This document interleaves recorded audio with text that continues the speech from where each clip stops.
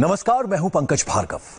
आज देश में कोरोना से संक्रमण के मामले 56,342 तक पहुंच गए, जिसमें एक्टिव केस 37,916 और टोटल मौत का आंकड़ा 1,886 पहुंच गया है। अनुमान था कि मई तक कोरोना खत्म हो जाएगा, लेकिन लगातार आंकड़े नंबर्स बढ़ते जा रहे हैं। डॉक्टर्स और एक्सपर्ट्स की राय में कोरोना जून जुलाई तक पीक पर जा सकता है, जो मोदी सरकार के लिए एक बहुत बड़ा चैलेंज है। जिसके बाद सवाल यह है कि 17 मई के बाद क्या होगा, चुनौती कितनी बड़ी है, उसे समझना है तो ये रिपोर्ट देखिए। ये नक्शा देखिए। आईसीएमआर ने 23 अप्रैल के इसी नक्शे को दिखाकर पूरे देश को भरोसा दिलाया था कि 16 मई के बाद कोरोना जीरो हो जाएगा, लगभग खत्म हो जाएगा। इस नक्शे में देखिए, 16 मई तक कर्व को डाउन होना था, मतलब ये कि शून्य हो जाना था, क्योंकि 23 अप्रैल तक जो अनुमान लगाया गया था वो बहुत ज्यादा था, लेकिन वास्तविक स्थिति काफी कम थी। और इसी कैलकुलेशन के हिसाब से आईसीएमआर ने 16 मई तक का डेटा निकाला था। नंबर देखिए, ये है आज का डेटा, मतलब 8 मई का। केस 56,342, एक्टिव 37,916, मौत 1,846। 8 दिन बाद यानी 16 मई को यह डेटा निल होना था, लेकिन आज की स्थिति बेहद डराने वाली है। इसी खतरे का जिक्र एम्स के डायरेक्टर रणदीप गुलेरिया ने भी किया है। मॉडलिंग डेटा के हिसाब से ये है कि जैसे जैसे केसेस बढ़ रहे हैं, उसके हिसाब से ये लाइकली है कि जो हमारी पीक है वो जून जुलाई में आ सकती है। लेकिन इस पे कई और चीज़ें वेरिएबल्स हैं जो टाइम समय से पता चलेगा कि वो कितनी इफेक्टिव हैं। जैसे लॉकडाउन का और असर जो एक्सटेंड हुआ है उसका कितना असर पड़ता है, और क्या जो चीज़ें हैं उसमें क्या इफेक्ट होगा। लेकिन अगर आज का डेटा देखें तो उसमें यही लगता है कि जो पीक है वो जून जुलाई में आ सका। आईसीएमआर का डेटा और एम्स के डायरेक्टर के इन डेटा और अनुमान से ये बात क्लियर हो गई है। 16 मई तक संक्रमण के जीरो होने की दूर दूर तक कोई उम्मीद नहीं। इसलिए 17 मई के बाद भी वो शहर जहां सुपर स्पीड से इन्फेक्शन बढ़ रहा है, उन शहरों का बंद रहना तय है। मतलब साफ है कि जून, जुलाई और अगस्त 90 दिन का लॉकडाउन बढ़ सकता है, जिसकी संभावना पूरी दिख रही है। आपके मन में जो सवाल था, जो डर था, आज प्रेस कॉन्फ्रेंस में इंडिया टीवी के संवाददाता आनंद प्रकाश पांडे ने भी पूछा कि अगर पीक आने वाला है तो क्या हम उसके लिए तैयार हैं। फिर इसका विश्लेषण करेंगे और बताएंगे कि आने वाली चुनौती कितनी बड़ी है। एम्स के डायरेक्टर का एक बयान आया कि जो कोरोना का पीक है वो जून जुलाई तक जाएगा, तो क्या हम इस लड़ाई को इतने लंबे समय तक लड़ने के लिए तैयार हैं, और क्या हमारा मेडिकल सिस्टम जो है वो तैयार है इतनी लंबी इस लड़ाई को लड़ने के लिए? सर, विद रिस्पेक्ट टू जैसे कि एम्स के डायरेक्टर साहब ने कहा है, और इससे पहले भी हम लोगों ने कई बार चर्चा की है कि अगर हम रिक्वायर्ड डूज एंड डोंट्स का पालन करेंगे, required processes in terms of clinical management उसको फॉलो करेंगे, तो हो सकता है कि हम पीक को अचीव ना करें, हमारा कर्व इसी तरह से फ्लैटन रहे। लेकिन जिस भी समय पर अगर हम कोई भी प्रिकॉशंस का, रिक्वायर्ड प्रोसेसेस का पालन नहीं करते हैं, तो केसेस में स्पाइक आने की संभावना रहती है, जिसके लिए ही हम आपके द्वारा सबसे रिक्वेस्ट करते हैं कि काइंडली हमें हर तरह का सपोर्ट दिया जाए, कम्युनिटी सपोर्ट मिले, फील्ड में हर तरह से एक्शन और सपोर्ट हमारा उस तरह से चलता रहे कि हम उस पीक को ऑब्जर्व ना कर पाएं। सीधी भाषा में समझें तो लापरवाही की तो ना तो सरकार बचा सकती है और ना ही भगवान। कोरोना से बचने के लिए खुद को कोरोना से दूर रखना होगा। ऐसा बिल्कुल नहीं है कि बीमारी एक बार में ही खत्म हो जाएगी। हमें कोरोना के साथ जीना होगा और धीरे धीरे ही कोरोना के मामलों में कमी आएगी। सोचिए, जो सरकार 16 मई तक इसे खत्म होने की बात कर रही थी, आज ये बातें क्यों कर रही है? इसलिए जो लोग ये मानकर बैठे हैं कि अब चिंता की बात नहीं है, उन्हें स्वास्थ्य सचिव की इन बातों को जरूर सुनना चाहिए। आज जरूरी है कि जब हम रिलैक्सेशन की बात कर रहे हैं, जब हम माइग्रेंट वर्कर्स के रिटर्न आने की बात कर रहे हैं, तो हमें एक बहुत बड़ा चैलेंज हमारे सामने है जो हमें समझना होगा कि we have to also learn to live with the virus. And when we are talking about learning to live with the virus, तो बहुत जरूरी है कि जो वायरस से बचने से संबंधित जो गाइडलाइंस हैं, हम उसको कम्युनिटी में एज ए बिहेवियर चेंज के रूप में लाएं। चैलेंज बहुत बड़ा है। मैं आप लोगों से फिर रिक्वेस्ट करूंगा, हमें सबके सपोर्ट की जरूरत है, मुख्यतः कम्युनिटी सपोर्ट की जरूरत है। सरकार जब एक एफर्ट्स अपने in terms of containment measure कर रही है, तो आज जरूरत है कि कंटेनमेंट जोन के अलावा भी जो अक्रॉस द कंट्री हमारे जो जिले हमारी पॉपुलेशन फैली है वहां पर एक बिहेवियरल चेंज के रूप में ये सारी प्रैक्टिसेस इंप्लीमेंट की जाएं। अब एम्स के डायरेक्टर ने एक और शब्द का जिक्र किया था, बहुत ध्यान से सुनिएगा, यह शब्द है मॉडलिंग। अब ये मॉडलिंग क्या होती है? मॉडलिंग मतलब आज के डेटा का विश्लेषण करके कल की भविष्यवाणी करना। मॉडलिंग है, भविष्यवाणी है। जैसे अमेरिका को लेकर किया गया है कि कोरोना से मरने वाले 2 लाख तक हो सकते हैं, और इसी मॉडल का जिक्र अमेरिकी राष्ट्रपति डोनाल्ड ट्रंप भी अपनी हर प्रेस कॉन्फ्रेंस में कर रहे हैं। इसी मॉडलिंग मॉडल का जिक्र एम्स डायरेक्टर ने किया है। अभी हिंदुस्तान में भी पीक आना बाकी है। क्या होता है मॉडलिंग मॉडल? अब जरा उसे भी समझ लीजिए।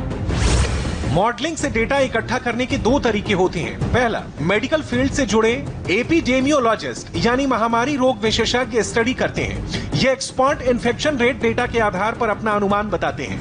ये ज्यादातर थ्योरेटिकल मॉडल होते हैं। दूसरा, अर्थशास्त्री वर्तमान के डेटा को देखकर ट्रेंड को समझने और समझाने की कोशिश करते हैं। वो देश में उस वक्त अपनाई जाने वाली नीतियों के आधार पर अपना विश्लेषण करते हैं, जो ज्यादातर एविडेंस के आधार पर होता है। एपिडेमियोलॉजी डेटा में दिक्कत यह होती है कि कभी-कभी स्टडी 2 महीने पहले की गई होती है तो नतीजे अलग आते हैं। आज की परिस्थितियों में नतीजे बदल जाते हैं। मसलन मार्च की स्टडी अगर मई में पीक आने की बात कहती है तो हो सकता है उसमें निजामुद्दीन का मरकज मामला, या लॉकडाउन बढ़ाने की बात, या लॉकडाउन 3.0 में शराब की दुकानों में छूट की बात का जिक्र ना किया गया हो। एक्सपर्ट मॉडलिंग मॉडल के डेटा अमेरिका और यूरोप पर सटीक बैठ रहे हैं। एपिडेमियोलॉजिकल मॉडल में कई मापदंड होते हैं जिन पर उनका डेटा निर्भर करता है। इसलिए अगर आप भारत का डेटा नहीं लेते हैं, अर्बन रूरल डेटा को नहीं देखते, भारत की एज प्रोफाइल नहीं देखते, ज्वाइंट फैमिली कॉन्सेप्ट को नहीं देखते, तो आपकी स्टडी के नतीजे बहुत सटीक नहीं आएंगे। इसी का जिक्र आज स्वास्थ्य सचिव ने भी किया। जब हम कोई एनालिसिस करते हैं, और जितना आप डिफरेंट टाइप के एनालिसिस इस टाइम डिफरेंट ऑर्गेनाइजेशन ने दी है, तो कुछ हजार से लेकर कई करोड़ तक केसेस का आकलन उन्होंने प्रोजेक्शन में दिया है। हमें ये समझने की जरूरत है कि जब हम कोई एनालिसिस करना चाहें उस केस में, उसके वेरिएबल्स इस टाइम इतने ज़्यादा हैं कि उसके कारण से ही जो ये फिगर्स जो डिफरेंट ऑर्गेनाइजेशन प्रोड्यूस करते हैं वो इतनी ज़्यादा होती हैं, इतनी वाइडली वेरिंग होती है कि उसके बेसिस पर एक फील्ड एक्शन को डिटरमिन करना I think it will be slightly difficult. तो उसके लिए ज़रूरी है कि हम क्या करें, हम ये आइडेंटिफाई करें कि आज हमारे केसेस किस गति से बढ़ रहे हैं, यानी कि हमारा प्रेजेंट आकलन, जिसको हम चाहे ग्रोथ रेट ऑफ केसेस बोल सकते हैं या हम उसको डबलिंग रेट बोल सकते हैं, जो उसका इन्वर्स है, यानी कि कितने दिन में केसेस डेवलप हो रहे हैं। तो उसके बेसिस पर अगर हम एनालिसिस करते हैं तो हम पा ही रहे हैं कि जैसे करीब 10 दिनों में हमारा आज डबलिंग रेट नोट किया जा रहा है। और उससे लिंक इशू ये है कि अगर हम एक पर्टिकुलर डबलिंग रेट नोट करते हैं तब हम ये एनालिसिस करना जरूरी है कि किन पर्टिकुलर प्रांतों में, किन जिलों में या किन सिटीज में वह रेट जो है वो उससे ज़्यादा है, या उस रेट के संबंधित हमारी गाइडलाइंस के तहत वहां पर कुछ और एडिशनल एफर्ट्स करने की जरूरत है। अब सवाल यह है कि 16 मई तक कोरोना संक्रमण का जो अनुमान 0 होना था, 8 मई को 56,000 तक कैसे पहुंच गया? तो उसकी वजह भी सामने आई है। कुछ राज्यों ने सही समय पर अपने यहां केस के बारे में जानकारी नहीं दी। अब आने के बाद अचानक से केस बढ़ने लगे। कंटेनमेंट जोन के आधार पर काम शुरू किया गया। राज्यों को और पारदर्शी होने की जरूरत है। फील्ड एक्शन भी ठीक करने की जरूरत है। देश में मामले बढ़ रहे हैं, इसकी एक वजह टेस्टिंग भी है। अब ICMR काफी ज्यादा टेस्टिंग कर रही है। कई बिना लक्षण वाले मरीज भी सामने आए। ये हालत तब है जब लॉकडाउन 1 और 2 में सख्ती की गई थी। अब लॉकडाउन 3.0 का ऐलान किया जा चुका है, जिसमें कई इलाकों में छूट दी गई, शर्तों के साथ दुकानें खुल रही हैं। शराब की दुकानों पर भीड़ उमड़ रही है। अप्रवासी मजदूरों को लाखों की संख्या में एक जगह से दूसरी जगह ट्रेनों से लाया जा रहा है। अब विदेशों में भी लोगों को स्वदेश लाया जा रहा है। जून और जुलाई में संक्रमण के पीक की भविष्यवाणी की गई है। ऐसे में चैलेंज बड़ा है। बड़ी खबर आपको बता दें, चेन्नई एयरपोर्ट पर ठीक इस वक्त एयर इंडिया का एक जहाज लैंड कर रहा है।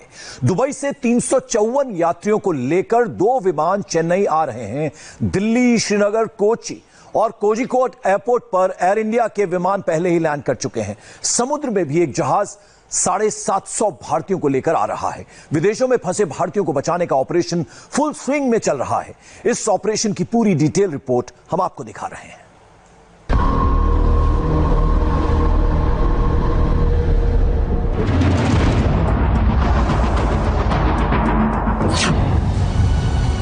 ये कहानियां आने वाली पीढ़ियां याद रखेंगी। 7 समंदर पार दुनिया के तमाम देशों में फंसे भारतीयों को वापस अपने वतन लाने का सबसे बड़ा ऑपरेशन कैसे पूरा किया गया, इसकी गाथा आज की पीढ़ी जब अगली पीढ़ियों को सुनाएगी तो उनको आसानी से यकीन नहीं होगा। कोरोना वायरस और ग्लोबल लॉकडाउन के बीच हजारों भारतीयों को सकुशल अपने देश कैसे लाया गया, इन कहानियों पर उपन्यास लिखे जाएंगे, इन पर फिल्में बनेंगी। ऐसी एक कहानी का एक पन्ना नेवी के वॉरशिप का है।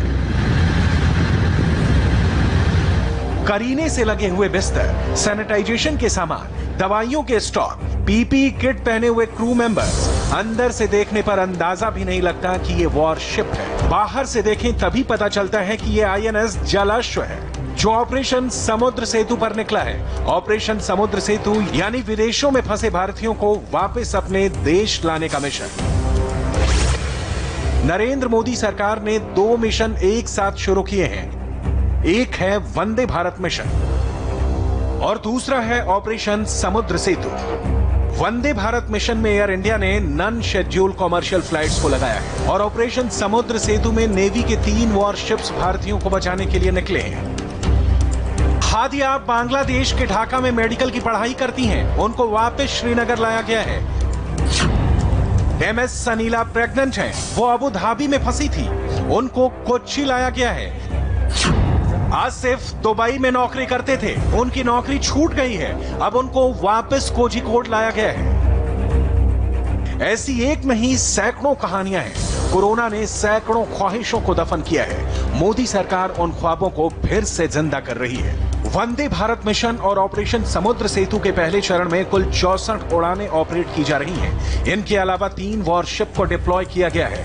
पहले चरण में 15,000 लोगों को स्वदेश लाया जा रहा है। मोदी सरकार किससे लाने को प्रायोरिटी दे रही है, उससे भी समझिए। प्रेग्नेंट महिलाएं, विदेशों में पढ़ने वाले छात्र, वीजा खत्म होने के कारण फंसे लोग, नौकरी गंवा चुके भारतीय और मेडिकल इमरजेंसी वाले भारतीय।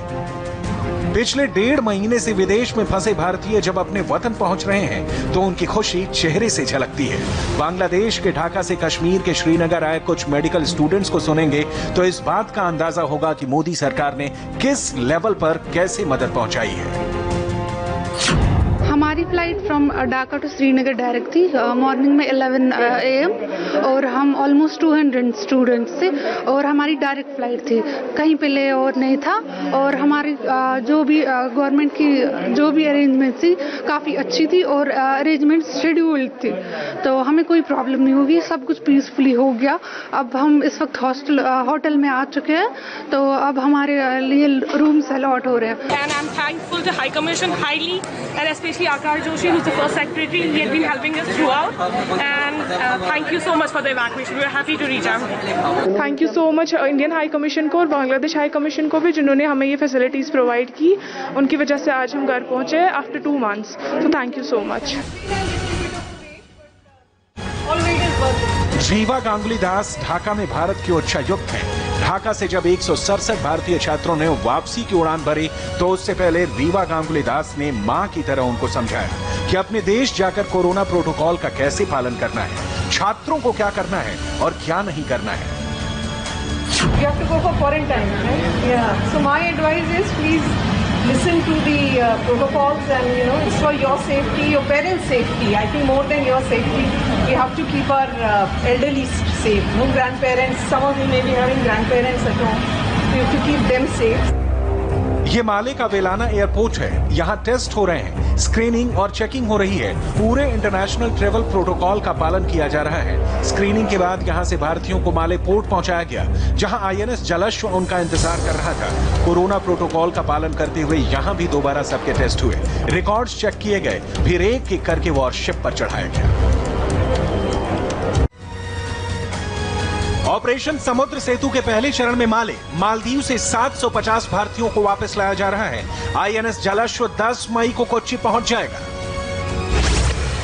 समुद्र यात्रा के दौरान सभी यात्रियों को बुनियादी सुविधाएं और जरूरी चिकित्सा सुविधाएं मुहैया कराई जाएंगी। कोच्चि पहुंचने पर आगे की देखभाल के लिए उनको राज्य सरकार के अधिकारियों को सौंप दिया जाएगा। सऊदी अरब के रियाद इंटरनेशनल एयरपोर्ट पर भारतीय परिवार की चेकिंग हो रही है। रियाद एयरपोर्ट बंद है, लेकिन भारत सरकार ने यह स्पेशल अरेंजमेंट कराया है। यहां से एयर इंडिया की स्पेशल फ्लाइट ने केरल के कोझिकोड के लिए टेक ऑफ किया। यूएई के अबू धाबी और दुबई से स्पेशल फ्लाइट पहले ही कोच्चि और कोझिकोड पहुंच चुकी है। अबू धाबी से कोच्चि आए फ्लाइट में 4 बच्चों समेत 181 यात्री थे। दुबई से कोझिकोड पहुंची फ्लाइट में 5 बच्चों समेत 182 भारतीय आए। दुबई एयरपोर्ट पर तिरंगे के साथ खिंचवाई गई इस तस्वीर से पता चलता है कि मोदी सरकार जिनको अपने वतन वापस ला रही है, उनका जज्बा कैसा है। जो पायलट्स और क्रू मेंबर इस मिशन में लगे हैं, उनका जोश भी हाई है। Extremely proud and privileged to be representing Air India Express. I am Deepak, cabin in charge today. Hi everyone, myself Anshna, proud to be a part of this team.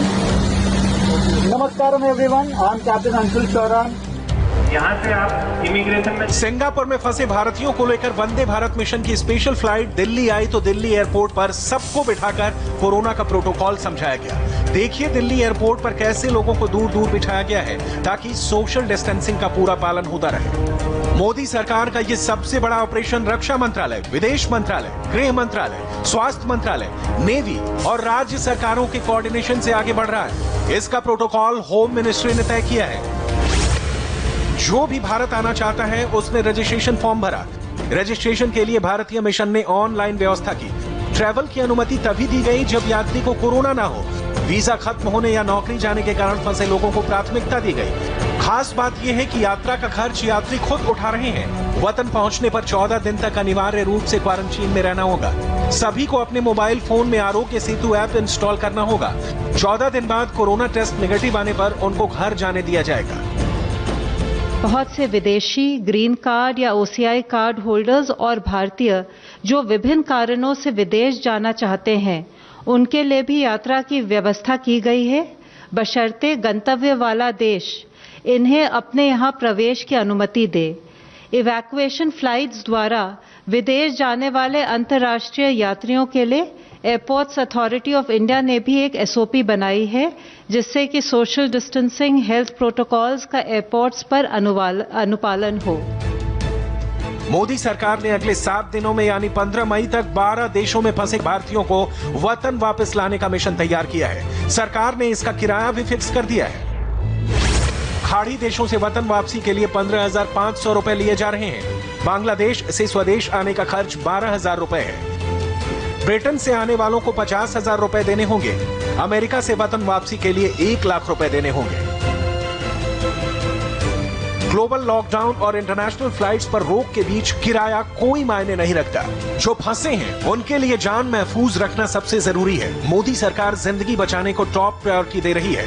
Vande Bharat mission और सेतु समुद्र operation प्रधानमंत्री के इसी dedication का परिणाम है। इसका पहला चरण सफलतापूर्वक संपन्न हो गया है। 9 मई से दूसरा चरण शुरू होगा, जिसमें ब्रिटेन और अमेरिका में फंसे भारतीय वापस स्वदेश लाए जाएंगे। लॉकडाउन खुलेगा या नहीं, ये सिर्फ एक बात पर निर्भर करता है, आप अगले कुछ दिन क्या करते हैं। अभी अभी महाराष्ट्र के मुख्यमंत्री ने कहा है कि मुंबई शहर की सबसे बड़ी प्रॉब्लम है बिना लक्षण वाले कोरोना वायरस के मरीज। सोचिए, ऐसा वायरस है जो लक्षण नहीं दिखाता पर जकड़ लेता है। पूरी दुनिया इस वायरस के इलाज की खोज में जुटी है। हमने देश विदेश में चल रही रिसर्च पर एक रिपोर्ट तैयार की है, जिससे आपको सही अंदाजा मिलेगा।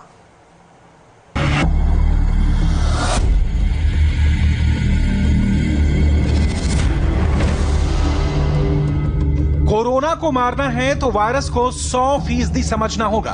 दुनिया भर के वैज्ञानिक इस वायरस को 10% समझ चुके हैं, लेकिन अभी 90% बाकी है। जितना वायरस को अब तक जाना है, उसमें यह बात निकलकर सामने आई है कि वायरस बहुत चालाक है और इंसान के शरीर में मरने के बाद भी वो अपने होने के सबूत देता है। आज हम आपको दुनिया के उन देशों में लेकर चलते हैं जहां वायरस को काफी हद तक समझा जा चुका है।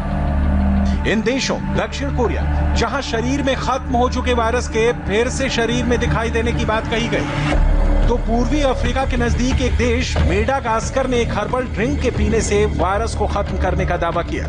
दुनिया भर में कई देश वैक्सीन बनाने के बहुत नजदीक हैं। इनमें इटली भी वायरस की नई वैक्सीन की बात कर रहा है। तो भारत उन देशों में शामिल हो गया है जो कोरोना की टेस्टिंग सबसे जल्दी, सबसे सस्ते दामों में कर सकता है। ये कोरोना वायरस को जानने और समझने का ही असर है कि दुनिया भर के तमाम वैज्ञानिक कोरोना के मामले में अपने अपने स्तर पर आगे बढ़ रहे हैं। लेकिन सबसे पहले बात साउथ कोरिया की, जहां संक्रमित मरीजों के ठीक हो जाने के बाद उनके शरीर में फिर से कोरोना वायरस के सबूत मिले हैं। इस रिपोर्ट के आने के बाद पूरी दुनिया में तहलका मच गया और ये थ्योरी सामने आई कि कोरोना वायरस मरीज के शरीर में फिर से एक्टिव हो सकता है।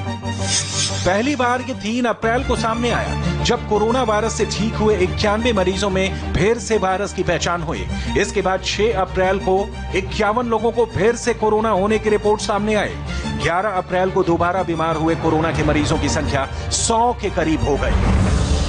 आमतौर पर यह माना जाता है कि जब कोरोना वायरस से संक्रमित मरीजों के 24 घंटे के दौरान किए गए दोनों टेस्ट अगर निगेटिव आते हैं तो उस मरीज को पूरी तरह स्वस्थ मान लिया जाता है। लेकिन दक्षिण कोरिया में ऐसे मरीजों की संख्या लगातार बढ़ रही थी जिनके दोनों टेस्ट निगेटिव आने के बाद तीसरा टेस्ट पॉजिटिव आ रहा था। यह साफ नहीं हो पा रहा था कि ठीक हो चुके लोगों के फिर से बीमार होने की वजह क्या है। हैरानी की बात तो यह है कि इन मरीजों के शरीर पर वायरस के कोई दूसरे बुरे असर नहीं दिखाई दे रहे थे। यही वैज्ञानिकों के लिए सबसे बड़ा सुराग बन गया। इसके बाद कोरिया की एक research agency Korea centres for disease control and prevention ने वायरस को फिर से समझने के लिए रिसर्च शुरू की। इस रिसर्च में कई चौंकाने वाले खुलासे हुए। जो वायरस शरीर में दोबारा दिखाई दिए थे वो डेड वायरस यानी मरे हुए वायरस के अंश थे। पीसीआर टेस्ट में सिर्फ वायरस होने या ना होने की जांच होती है। अब वो जिंदा वायरस है या मरा हुआ, इसे समझने के लिए दूसरी जांचें की गई। शरीर में मरे हुए वायरस की मौजूदगी से कोई नुकसान नहीं देखा गया। इतना ही नहीं, ऐसे मरीज से दूसरे लोगों को इन्फेक्शन भी नहीं फैलता है। इस रिसर्च के बाद यह साबित हो गया कि ठीक हो चुके मरीज में दोबारा संक्रमित होने की संभावना ना के बराबर है, लेकिन शरीर में वायरस अपनी मौजूदगी काफी समय तक बनाए रखता है। वैसे कोरोना वायरस की टेस्टिंग इसके इलाज की एक सटीक शुरुआत है, क्योंकि वायरस की टेस्टिंग स्पीड से ही इसे काफी हद तक काबू किया जा सकता है। और भारत उन देशों में शामिल हो गया है जो कोरोना की सबसे जल्दी और सबसे सटीक जांच कर सकता है। और हैरानी की बात यह है कि इसकी कीमत भी सबसे कम है।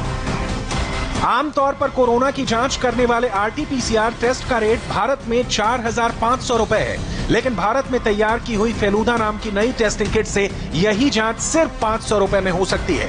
यानी ये भारत के वैज्ञानिकों का वो कमाल है जिसने कोरोना की जांच रेट को 4,500 रुपए से घटाकर सिर्फ 500 रुपए पर ला दिया है। कोरोना की वैक्सीन सबसे पहले कौन बनाएगा, इसका जवाब फिलहाल किसी के पास नहीं है, लेकिन वायरस की जांच करने वाली सबसे असरदार और किफायती किट भारत ने तैयार करके पूरी दुनिया में तहलका मचा दिया है। अब कोरोना वायरस की जांच करने के लिए आपको महंगे टेस्ट से नहीं गुजरना होगा, क्योंकि अब ये काम 500 रुपए से भी कम में हो जाएगा। कम कीमत में सटीक रिपोर्ट देने वाली इस फेलूदा किट की और भी कई खासियतें हैं। इस स्ट्रिप को यूज करने के लिए ना तो किसी मशीन की जरूरत है, ना ही कोई खास प्रशिक्षण चाहिए। एक पेपर बेस्ड स्ट्रिप किट है जो प्रेगनेंसी टेस्ट की तरह मिनटों में रिजल्ट देगी। और सबसे बड़ी बात, ये शरीर में वायरस के होने या ना होने का 100% एक्यूरेट रिजल्ट देगी। ये test kit CRISPR gene editing technology पर काम करती है। इस तकनीक का इस्तेमाल पहले जीका वायरस की टेस्टिंग के लिए भी हो चुका है।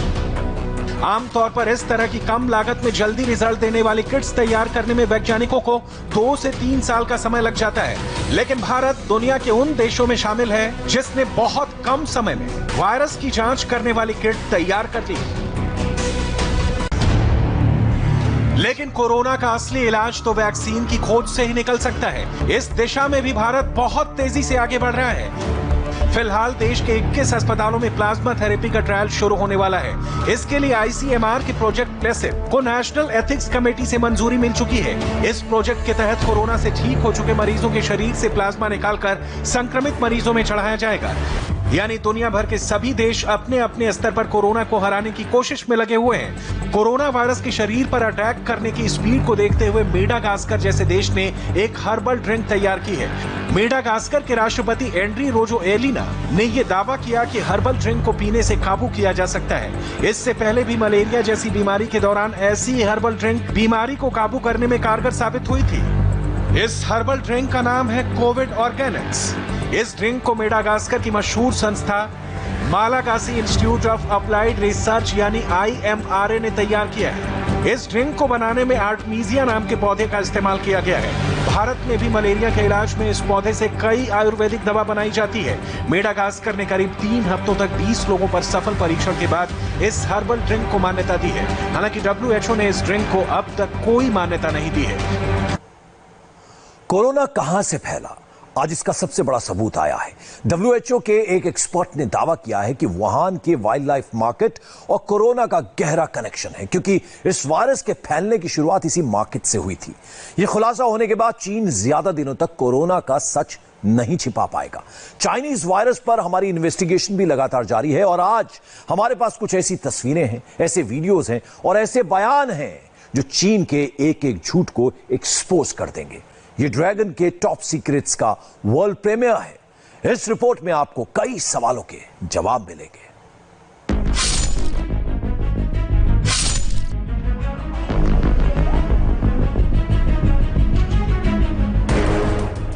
ये कोरोना काल में चीन का टॉप सीक्रेट नंबर है। इस वक्त चीन की सड़कों पर चश्मे वाला जासूस घूम रहा है और वो चोरी छिपे लोगों के शरीर का तापमान रिकॉर्ड कर रहा है। लेकिन क्यों, ये सुनकर आज आपके होश उड़ जाएंगे।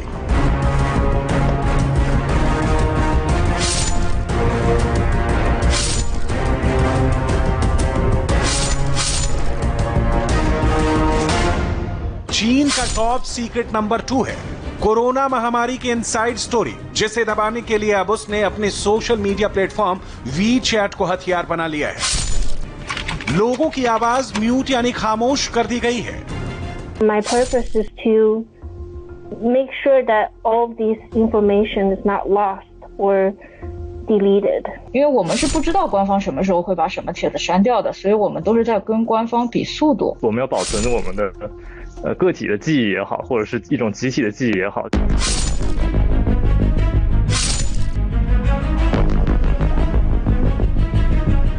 कोरोना और चीन का टॉप सीक्रेट नंबर 3 है हजारों लोगों का अचानक गायब हो जाना। कौन कहां गया, कैसे गया, उन्हें कौन लेकर गया, किसी को कुछ नहीं पता, क्योंकि ये वो लोग थे जिन्होंने बोलने की गुस्ताखी की थी और कोरोना के चाइनीज कनेक्शन का सच दुनिया तक पहुंचाने की कोशिश की थी, लेकिन उन्हें कहीं और ही पहुंचा दिया गया। 我们有权利说话，然后我们也有权利记下来。 कोरोना ने चीन में भी लॉकडाउन लगाया, लेकिन कोरोना का चाइनीज टॉप सीक्रेट नंबर 4 ये है कि उसने अपनी जनता को ही गायब कर दिया, बिल्कुल वैसे ही जैसे इस महिला के साथ हुआ। रिपोर्ट्स के मुताबिक ये वीडियो जैसे ही ऑनलाइन अपलोड हुआ, अगले ही दिन ये महिला भी गायब हो गई।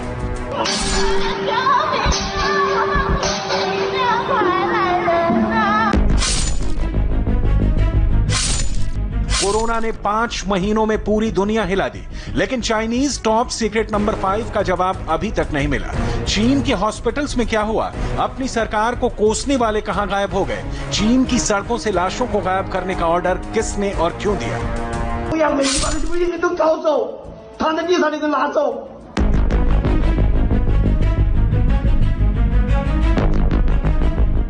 चीन के ऐसे एक नहीं अनेकों राज हैं जिन पर अभी पर्दा पड़ा हुआ है, लेकिन आज एक एक करके इन सभी राजों पर से पर्दा हटेगा और पूरी दुनिया देखेगी ड्रैगन के टॉप सीक्रेट्स।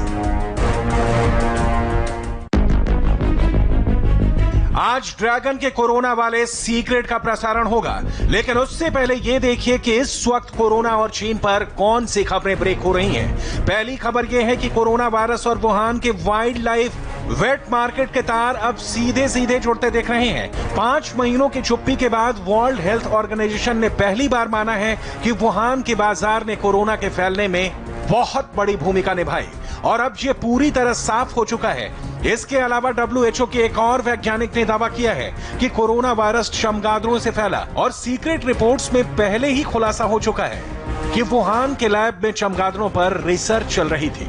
पहला ह्यूमन केस वुहान के अंदर और उसके आसपास ही डिटेक्ट किया गया था। और अगर आपको याद हो तो दिसंबर के महीने में और जनवरी की शुरुआत में जब कोरोना के केस डिटेक्ट हुए और उन्हें रिपोर्ट किया गया, ये सारे केस काफी गंभीर थे और उनमें से एक बड़ी संख्या उन लोगों की थी जिनका सीधा रिश्ता वुहान के होलसेल मार्केट से था। शायद इसीलिए क्योंकि वो वहां पर काम कर रहे थे या फिर बार बार उस मार्केट में आया जाया करते थे। हो सकता है वो वहां पर खाना लेने के लिए जाते हों। अमेरिकी राष्ट्रपति डोनाल्ड ट्रंप भी एक या दो बार नहीं बल्कि दर्जनों बार कोरोना के लिए चीन को जिम्मेदार ठहरा चुके हैं और अब WHO के एक्सपर्ट की बातों से चीन पूरी तरह एक्सपोज हो गया है और ये लगभग साफ हो चुका है कि दुनिया भर में लाखों लोगों की मौत के लिए कोई और नहीं, चीन दोषी है। Look, it came out of China. ये वायरस चीन से आया है, ठीक है। लोग ये माने या ना माने, इसके बारे में बोले या ना बोले, सबको पता है कि सच्चाई क्या है। चीन ने कोरोना के लिए यूरोप को आरोपी बताया, ये कहा कि कोरोना यूरोप से आया, लेकिन सच्चाई ये है कि कोरोना चीन से आया।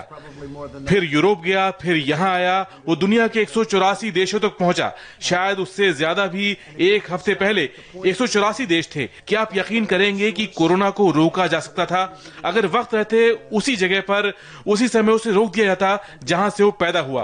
अगर ऐसा होता तो हालात बेहतर होते, लेकिन कुछ ना कुछ हुआ है। या तो चीन से बहुत बड़ी गलती हुई है या फिर कोई चाइनीज इतना बेवकूफ था कि उसने इसे फैला दिया और चीन ने अपना काम ठीक से नहीं किया। ये बहुत बुरा था। चीन ट्रंप के दावों को भले ही झूठा बताए, लेकिन वो खुद इस सच्चाई से इनकार नहीं कर सकता कि वहां पर कोरोना ने एक बार फिर हमला कर दिया है। एक चाइनीज स्टडी में खुलासा हुआ है कि चीन में जितने भी कोरोना के मरीज ठीक हो गए थे, उनमें से 5% से 15% लोग ऐसे हैं जिनके टेस्ट दोबारा पॉजिटिव आने लगे हैं। हैरान करने वाली बात यह है कि ठीक होने के बाद दोबारा कोरोना के पॉजिटिव पाए गए मरीजों में इस वायरस के कोई लक्षण नहीं थे। इसलिए सवाल उठ रहे हैं कि क्या चीन में कोरोना इसलिए तो दोबारा एक्टिव नहीं हुआ क्योंकि उसके फैलने की शुरुआत ही वुहान से हुई थी। वहां अभी भी हालात सुधरे नहीं हैं और क्या चीन ने इस सच्चाई पर भी पर्दा डालने की कोशिश की?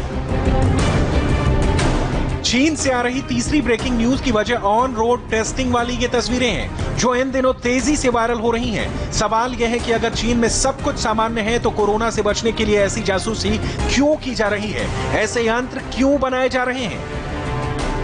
चीन में कोरोना वायरस से निपटने के लिए खास थर्मल इमेजिंग गॉगल्स बनाया गया है। इसकी मदद से कोरोना संक्रमित लोगों को स्कैन किया जा सकता है। इस थर्मल ग्लास में एक इंफ्रारेड सेंसर लगा हुआ है जो 2 से 3 मीटर के दायरे में मौजूद किसी भी कोरोना संक्रमित व्यक्ति को ढूंढ लेता है। ये 2 मिनट के अंदर 200 लोगों के तापमान का पता लगा सकता है और इतना ही नहीं, ये फेस रिकॉग्निशन यानी चेहरों को पहचानने का काम भी करता है। चीन को पता है कि अब वो कोरोना के मायाजाल में चारों तरफ से घिर चुका है, इसलिए अब वो तेजी से सबूत मिटा रहा है, लोगों को सेंसर कर रहा है और इसके लिए वो तरह तरह के हथियार का इस्तेमाल कर रहा है।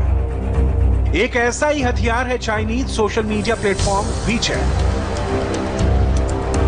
रिपोर्ट्स के मुताबिक वीचैट पर साझा किए गए दस्तावेज और तस्वीरों की निगरानी की जा रही है और चीन में राजनीतिक सेंसरशिप के लिए इस प्लेटफॉर्म का तेजी से इस्तेमाल हो रहा है। कई वॉलंटियर्स ग्रुप ने इकट्ठा की हुई जानकारी गिटहब पर अपलोड की। दूसरे ग्रुप्स सेंसर किए गए पोस्टर्स के स्क्रीनशॉट्स को शेयर कर रहे हैं। वो चैट और वेबो से हटाकर टेलीग्राफ पर डाल रहे हैं। मतलब साफ है कि चीन सारे सबूत मिटा देना चाहता है, बिल्कुल वैसे ही जैसे कोरोना के मुद्दे पर वो पिछले 5 महीनों से करता आया है। चीन ने हॉस्पिटल का सच छिपाया, लोग रोते रहे, बिलखते रहे और चीन उनकी आवाज दबाता रहा।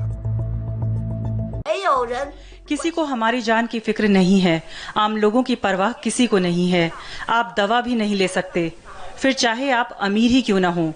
आपको हॉस्पिटल बेड नहीं मिल सकता अगर आपके पास पैसे हों तो भी। सच्चाई को दबाने के लिए चीन सिर्फ सोशल मीडिया प्लेटफॉर्म और इंटरनेट का इस्तेमाल नहीं कर रहा, बल्कि वो तो अपनी स्टेट मीडिया की बदौलत कोरोना से संबंधित झूठ का भी प्रसारण कर रहा है।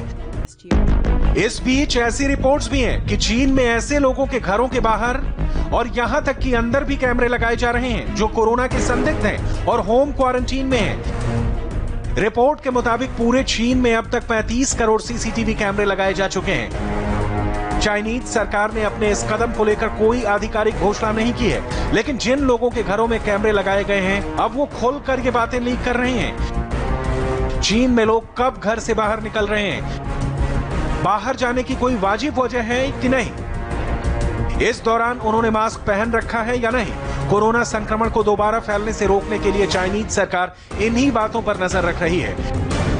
हर घर के बाहर स्थानीय पुलिस स्टेशन से जुड़े सर्विलांस कैमरे तैनात कर दिए गए हैं। इशारा साफ है, चीन ना तो अपने देश के लोगों को सच बताना चाहता है और ना ही दुनिया को कोरोना की जन्म कथा बताना चाहता है। लेकिन वुहान के मार्केट पर हुए खुलासे के बाद अब चीन की सारी चालाकियां धरी की धरी रह जाएंगी, क्योंकि वो कोरोना के जाल में फंस चुका है।